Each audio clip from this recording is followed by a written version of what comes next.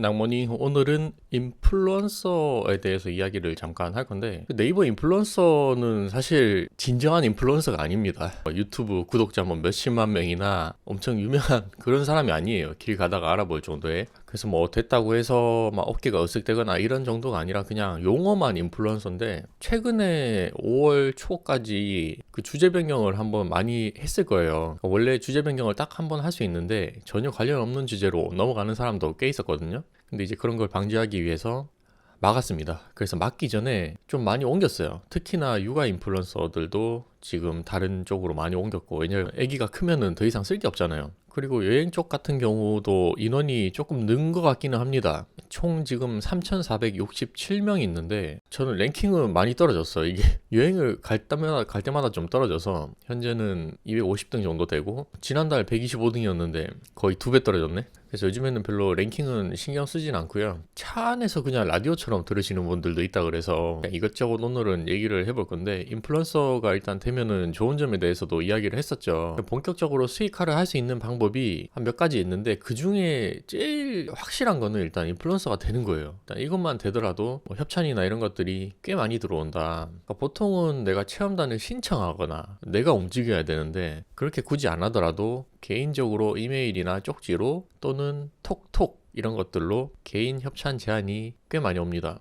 그리고 요즘에는 브랜드 커넥트도 원래는 인플루언서만 신청을 할 수 있었는데, 여기도 네이버에서 하는 공식적인 협찬 사이트죠. 근데 일반 사람들도 다 요즘에는 할 수 있고, 실제로 지금 진행하고 있는 캠페인 개수가 상당히 많아졌어요. 2,500개 정도 되고, 그 중에서 나의 주제에 맞는 신청 가능한 캠페인으로 체크를 해서 보면은 도전해 볼 만한 게 꽤 많습니다. 그래서 이 중에서 본인의 주제에 맞는 것들로 한번 해보는 것도 나쁘진 않은데, 저는 이상하게 브랜드 커넥트가 잘 안 되더라고요. 신청을 해도 한 10개 정도 신청했을 때 한 개 될까 말까입니다. 경쟁률만 높은 거를 좀 신청을 해서 그런 건지 모르겠는데, 어쨌건 우리가 많이 쓰는 레뷰나 리뷰 노트, 강남 맛집 이런 거 말고도 브랜드 커넥트도 자주 이용을 하면 좋다. 그리고 어제 인플루언서 토픽 발행 관련해서 그 중복 제한을 10개에서 3개로 줄였습니다. 이게 무슨 말이냐면, 인플루언서들의 전용 기능이 있는데, 그 본인이 쓴 게시물들을 한 2개, 3개, 5개까지 묶어서 한꺼번에 주제를 토픽을 발행하는 방법이 있어요. 근데 이런 것들이 너무 재탕이 많다 보니까 10번 중복까지 인정을 했는데 그걸 3번으로 줄였다. 한 포스팅은 토픽에 3개까지만 들어갈 수 있다. 이렇게 얘기를 해서 뭐 이것도 어느 정도 영향이 있는지 모르겠습니다. 매일매일 토픽을 좀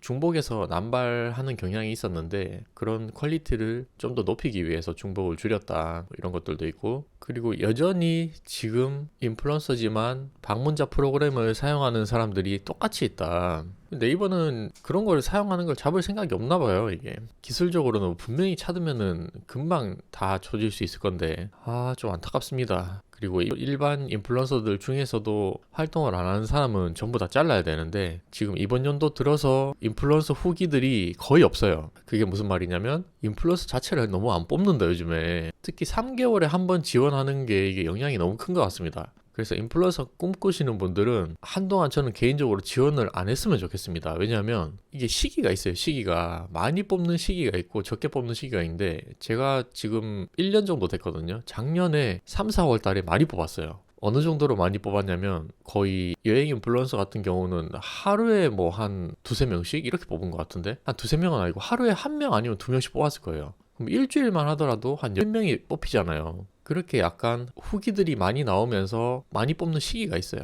그때 지원을 하는 게 차라리 확률상 높지, 너무 안 뽑는데 악착같이 내가 열심히 해가지고 만약에 했는데 거기다가 떨어져 봐. 지금은 1개월에 한 번도 아니고 3개월에 한 번씩 뽑는데, 한 번 떨어지면 3개월 기다려야 돼요. 그동안 하다가 또 지쳐요. 이번 연도 1년 지금 봤을 때 지원할 수 있는 도전 횟수가 4번밖에 안 되죠. 너무 작습니다. 작아요. 그래서 조금 기회를 보고 무조건 지금 인플루언서 지원 신청할 수 있다 해서 신청 함부로 하지 마시고 아끼세요. 지원 횟수를 조금 아끼고 글도 포스팅 천천히 쌓으면서 부담 없이 기회를 노려라. 너무 인플루언서만 바라고 이걸 하다 보면 또 그게 힘들어요. 여러 사람들의 후기를 보는 거는 물론 도움이 됩니다. 대부분 약간 공통점이 있어요. 공통점이 첫 번째로는 첫 화면이 일단 깔끔해야 되고, PC로 왔을 때 첫 화면 깔끔, 이오스가 기본 2000명 이상 3000명 이상 이런 기준들이 있는데, 대부분 글을 봤을 때는 글 쓰는 그런 수준이라든지 능력, 사진 찍는 거 이런 건 고만고만합니다. 다 비슷해요. 특별하게 차이가 안 난다. 그래서 최근에 인플루언서 된 사람들은 어떤 식으로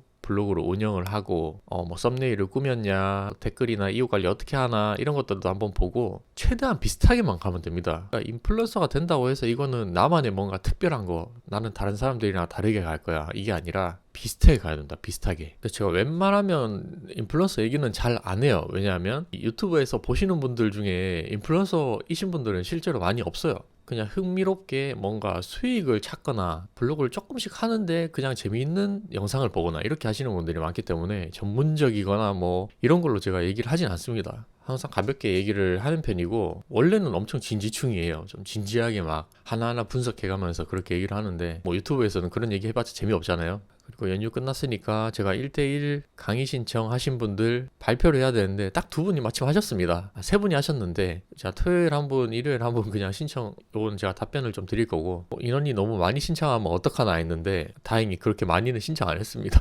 그리고 5만 원으로 식사 데이트 하냐고 하는데, 남자예요, 남자. 그리고 최근에는 그 지수 변동이 잘 없었어요. 보통은 빠르면 진짜 일주일, 원래는 매주 목요일에 지수 변동이 있거든요. 약간의 지수 상승이 있는 경우가 많았는데 최근에 한 달 넘게 지수가 안 바뀌어. 그래서 네이버가 분명히 다른 것들을 좀 하고 있는 그런 느낌이고, 우리는 그런 거 신경 쓰지 않고 항상 꾸준하게 글만 쓰면 된다. 그리고 어제 진짜 좋은 댓글 달아주셨는데 이것도 잠깐 소개하면서 마무리를 짓겠습니다. 티스토리 관련해서도 지금 폭망할 것 같다, 네이버 로직 바뀌고 있다, 이런 식으로 말씀을 드렸는데, 그거 관련해서 내공이 엄청나신 분이 한번 댓글을 달아주셨습니다. 그 티스토리 같은 경우도 예전에는 저품질이 됐다가 다시 쓰다 보면은 또 검색이 되는 경우가 있다, 그렇게 말씀을 해주시면서 결국은 중도 포기를 하느냐 끝까지 하느냐입니다. 최악의 저품질은 내가 그만두는 거다. 와, 이거 명언입니다, 명언. 최악의 저품질은 진짜 내가 그만두는 거다. 유입이 아예 없겠죠, 그러면은. 그래서 하다가 안 된다고 금방 포기하지 말고, 늦더라도 정체되는 시기가 있더라도 꾸준히 쌓아가는 것이 중요하지 않을까 싶다. 글이나 영상 올리는 거는 이미 최적화가 되어 있으니까 그대로 하면 되는 것이고, 마지막으로 로직도 내 블로그 방향에 맞을 때도 있고, 그래서 조회수가 늘어나는 경우도 있는 거고, 아닐 때가 있으면은 또 조회수가 안 나오는 경우도 있다. 그래서 크게 신경 쓰지 말고 블로그 자체를 즐겨라. 박수를 쳐드리고 싶습니다. 조회수가, 우리는 그 하루하루 조회수에 목매다는 경향이 있습니다. 저도 그래요. 저도 좀 신경을 안 쓰려고 해도 계속 통계를 봐. 그러면서 오늘은 조회수가 좀 나왔네. 어떤 포스팅이 그래도 빵 떴네. 오늘 왜 이렇게 낮게 나오냐. 주말이면 또 이상하게 낮게 나와. 이런 거에 스트레스를 조금 받았는데, 맞습니다. 안 된다고 포기하지 말고 끝까지 무조건 하는 사람이 승리자입니다. 이 유튜브도 마찬가지예요. 저 그냥 하잖아요. 무슨 말을 해도 그냥 해요. 블로그도 마찬가지다. 백날 제가 떠들어봤자 안 하면은 끝이에요, 그냥. 그리고 이 리듬이라는 게 있는데, 계속 하다가 뭔가 하루 만약에 쉬잖아요. 끊기면은 다음날 더 하기 싫어져요. 그러기 때문에라도 억지로라도 좀 해야 돼요, 이게. 그렇게 해서 나의 습관을 들이면 하루에 1개 쓰는 거 진짜 얼마 안 걸리거든요. 단지 내가 글을 매일 쓰는 게 부담스러운 이유는 아직까지 습관화가 안 돼 있었기 때문이다. 그래서 이렇게 댓글 달아주신 분 정말 감사드리고, 맞는 말 같습니다. 제가 매일 이야기하는 것도 그거잖아요. 포기하지 마라. 꾸준하게 2, 3일 글 하나 써도 되니까 도전만 일단 해라, 이렇게 말씀을 드리고 있습니다. 그리고 애드포스트나 애드센스 관련해서 조회수가 오히려 늘어난다고 하는 사람도 있다 보니까 아직까지 정확하게 뭔가 로직이 바뀌었다거나 이런 건 모르겠습니다. 그래서 오늘은 조금 재미없는 이야기를 했는데, 재미없는 이야기 할 수도 있지. 그래도 인플루언서 약간 관심 있으신 분들은 또 보는 것도 있을 수 있으니까 제 하고 싶은 말 하겠습니다. 제 플랫폼인데. 그래서 제가 댓글을 하나하나 또 다 달아드리기가 조금 힘들어요. 또 어떤 분만 달아드리면은 또 이거 차별하네 이렇게 생각할 수도 있어가지고 약간 양해를 해주시고, 그래도 항상 다 한 분 한 분 진짜 자세히 보고 있습니다. 거의 실시간으로. 최근에는 거의 욕도 쓰시는 분 없다 보니까 정말 블로그로 순수하게 재미용으로 이렇게 영상도 찍고 하니까, 여러분들도 블로그 재미있게 글 쓰시고 영상도 재미있게 스트레스 없이 봐주셨으면 좋겠습니다. 감사합니다.